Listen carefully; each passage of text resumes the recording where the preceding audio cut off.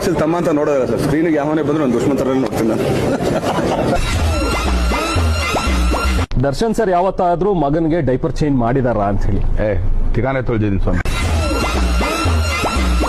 ಒಂದು 10 ನಿಮಿಷ ಅದು ಓಕೆ ಅಲ್ಲ? ನೋ ಪ್ರಾಬ್ಲಮ್ ಅಲ್ಲ? ಫುಲ್ ಇವತ್ತೆಲ್ಲ ಇದೆ ಅಲ್ಲ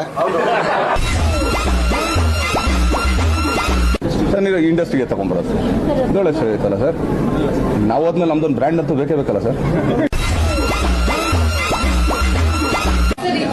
ಬಂದೇ ಇರ್ತೀನಿ, ಬೇಜಾರು ಮಾಡ್ಕೋಬೇಡ್ರಿ.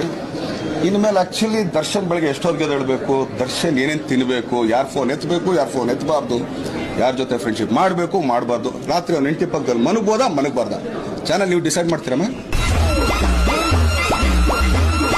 ನಾನು ಈಗಲೇ ಹೇಳ್ಬಿಡ್ತೀನಣ್ಣ, ನನ್ನಂತ ಕಚಡ ನನ್ನ ಮಗ ಇನ್ನೊಬ್ಬ ನೋಡ್ಕೊಕ್ಕಾಗಲ್ಲ.